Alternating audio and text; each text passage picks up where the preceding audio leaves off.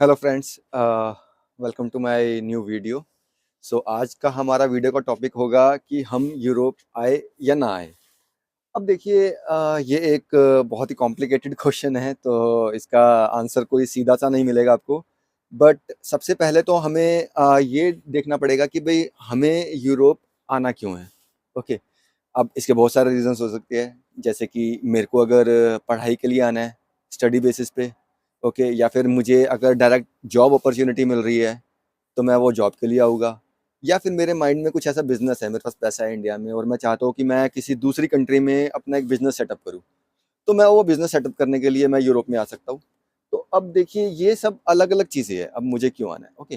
तो अब किस चीज़ में आपको मूव करना चाहिए और कब आपको नहीं मूव करना चाहिए। ओके। तो इस वीडियो में आपको डिटेल में ये सब चीज़ें एक्सप्लेन करने वाला हूँ।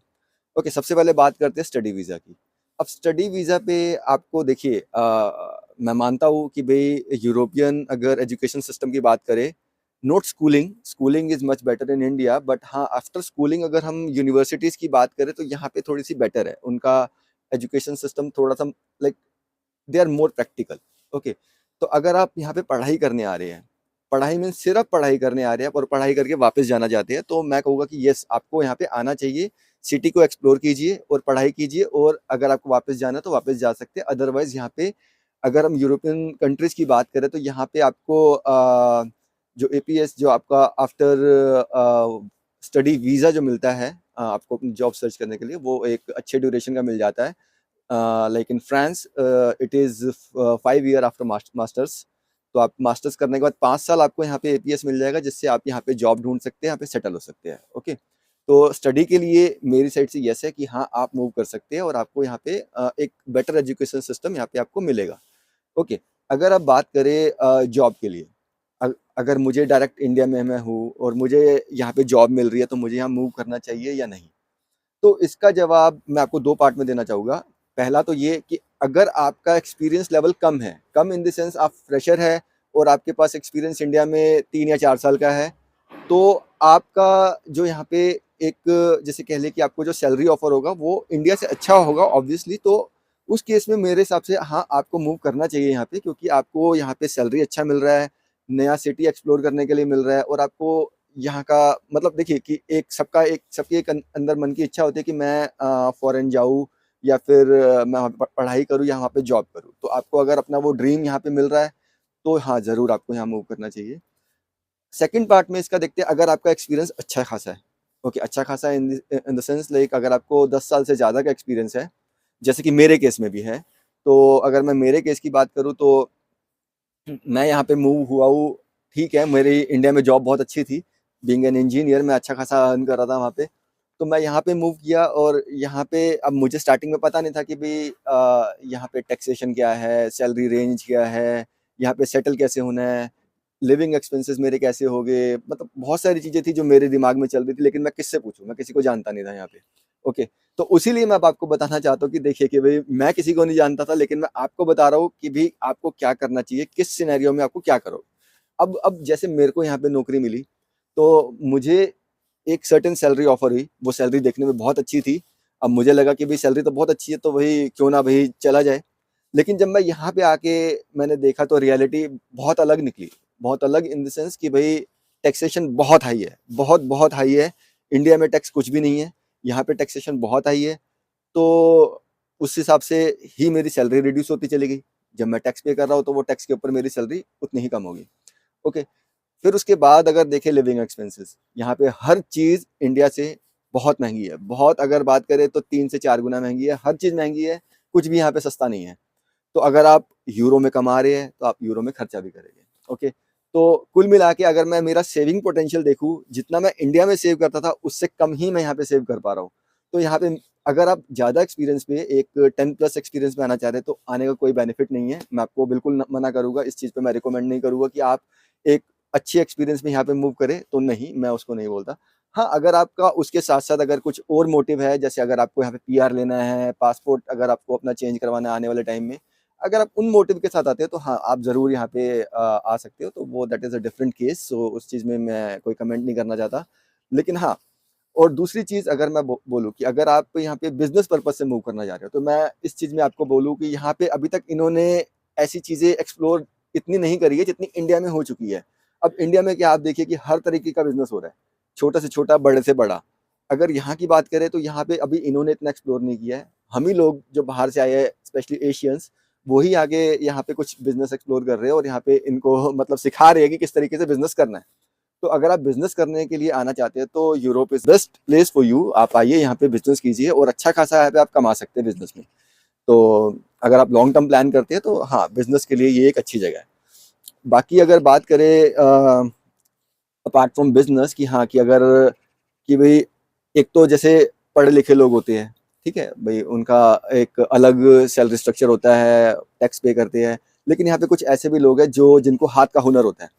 मतलब वो इतने पढ़ाई-लिखाई में नहीं है, लेकिन उनका हाथ का हुनर बहुत अच्छा है, जैसे कि इलेक्ट्रीशियन, प्लम्बर, मैकेनिक्स या फिर जो घर बिल्ड करते हैं उनका, अगर मेसन वगैरह की बात करें, तो उनका अगर मैं बात करूँ तो उनके लिए यहाँ पे बहुत अच्छी अपॉर्च्युनिटीज़ है। वो अच्छा खासा यहाँ पे कमा सकते हैं। अच्छा खासा अगर मैं बात करूँ तो वो एक-एक दिन का 150 से 200 यूरो यहाँ पे विदाउट टैक्स वो कमा सकते हैं, क्योंकि उनके ऊपर ज़्यादा टैक्स लायबिलिटी पड़ती नहीं है। मोस्टली कैश वो मोस्टली कैश में डील करते हैं। तो कैश में इतनी उनकी टैक्स लायबिलिटी होती नहीं है, तो फिर अच्छा खासा वो अर्न करते हैं। तो उनके हिसाब से अगर वो बात करें जितना वो एक दिन में यहाँ कमाते हैं, तो वो 1 महीने में इंडिया में कमाते हैं। तो उनके लिहाज से देखा जाए तो ये यूरोपियन कंट्रीज़ बेस्ट है। यहाँ पे तो उनके लिए तो भैया मल्टीपल टाइम्स अगर देखा जाए तो उनकी इनकम बढ़ जाती है, तो that is best for them. तो ये मेजर यहाँ पे चीज़ें थी कि work visa, job in initial time, like with lesser experience और with maximum experience, like इसमें अलग अलग सिनेरियोज आ जाते हैं। और बिजनेस के लिए अलग चीज़ें हैं यहाँ पे। तो मेजर यहाँ पे यही है कि हाँ, कि भाई अगर आप आपका आने का मोटिव आपको डिफाइन करना पड़ेगा कि आप यहाँ पे आना क्यों चाहते हैं। कि भाई अब कि भाई हर एक का अपना अपना मोटिव होता है। मेरा मोटिव कुछ कुछ और था। मैं सिर्फ यहाँ पे आया था कि भाई सिटी को एक्सप्लोर करूंगा, कुछ टाइम यहाँ पे रहूंगा और वापस चला जाऊंगा। हाँ, लेकिन यहाँ पे आके भाई चीज़ें आपको पता लगती है, नई नई चीज़ें पता लगती है, तो आप वो नई चीज़ों में फिर से आप अपने आप को रीवैल्यूएट करना शुरू कर देते हैं कि हाँ, कि अब मुझे क्या करना चाहिए।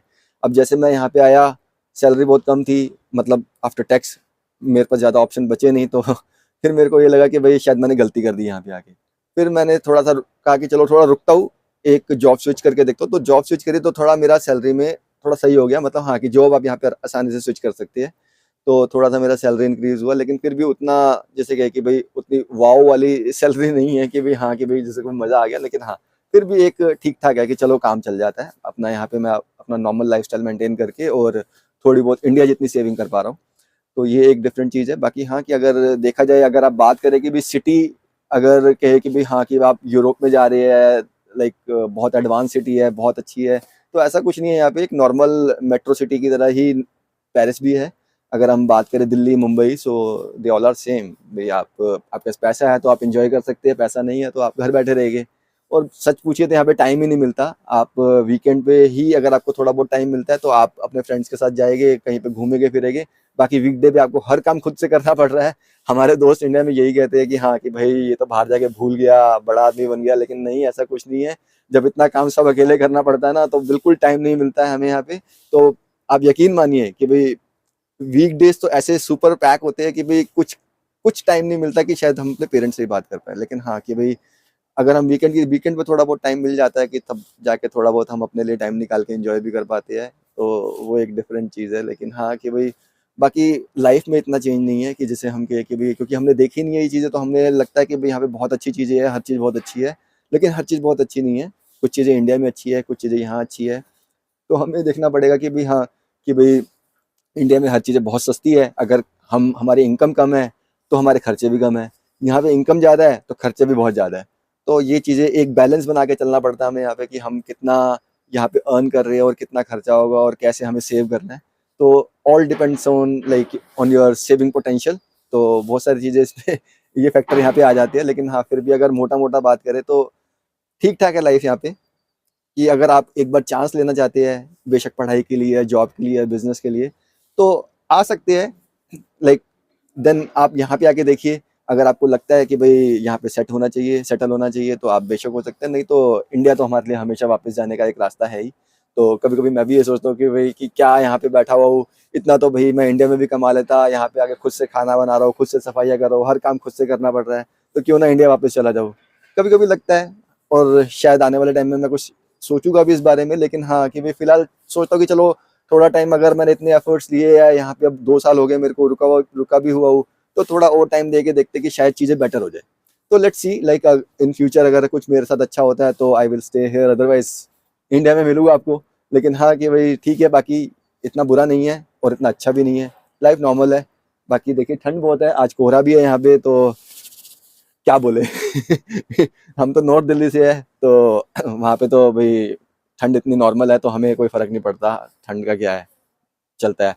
बाकी हाँ कि भाई अगर आप दूसरे एरिया से, जैसे साउदर्न पार्ट ऑफ इंडिया से आ रही है, तो थोड़ी सी ठंड आपको ज़्यादा लग सकती है, लेकिन हाँ फिर भी झेल लोगे यार, मुझे पता है इंडियन हर जगह झेल लेते हैं। जब हम कनाडा में सेट हो सकते हैं तो यहाँ पे तो क्या ही है, इतनी ठंड तो फिर भी नहीं पड़ती। लेकिन ठीक है, तो मैं वीडियो को यहीं पे बंद करता हूँ। तो जो इन्फॉर्मेशन मैं आपसे शेयर करना चाहता था शेयर कर चुका हूँ, तो होपफुली आपको ये सब चीज़ें क्लियर होगी और आप सोच समझ के ही अपना डिसीजन लेंगे। फिर भी लेकिन देखिए कि भाई जो आपने डिसाइड करना है वो तो डिसाइड करना ही है, लेकिन फिर भी एक जस्ट एक नॉर्मल आपको इन्फॉर्मेशन मैंने प्रोवाइड करी है।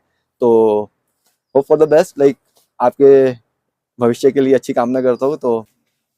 तो दोस्तों, आशा करता हूँ आपको मेरा आज का वीडियो पसंद आया होगा, और अगर पसंद आया है तो प्लीज़ लाइक कीजिए मेरे वीडियो को, सब्सक्राइब कीजिए मेरे चैनल को, और प्लीज़ बेल आइकन का बटन दबा दीजिए ताकि आपको मेरे आने वाले वीडियोस की नोटिफिकेशन सबसे पहले मिलते रहे। और प्लीज़ शेयर कीजिए इस वीडियो को अपने उन दोस्तों से जिनसे आप ये इन्फॉर्मेशन शेयर करना चाहते हैं। और प्लीज़ आपको अगर किसी भी नए टॉपिक पे अगर वीडियो चाहिए या फिर वो कोई ऐसी इन्फॉर्मेशन चाहिए, तो आप मुझे कांटेक्ट कर सकते हैं मेरे इंस्टाग्राम चैनल पे, जिसका हैंडल मैं अपना डिस्क्रिप्शन में मेंशन कर दूंगा। आप वहाँ से ले सकते हैं, मुझे मेरे इंस्टाग्राम पे मुझे कांटेक्ट कर सकते हैं। मैं आपकी हर क्वेरी का रिप्लाई करने की पूरी पूरी कोशिश करूँगा। और अगर किसी स्पेसिफिक इन्फॉर्मेशन के ऊपर अगर आपको वीडियो चाहिए, तो आप मुझे मेरे कमेंट सेक्शन में आके बता सकते हैं कि इस इन्फॉर्मेशन पे वीडियो बनाएं, तो मैं उस पर ज़रूर जल्द से जल्द नई वीडियो लाने की ट्राई करूँगा।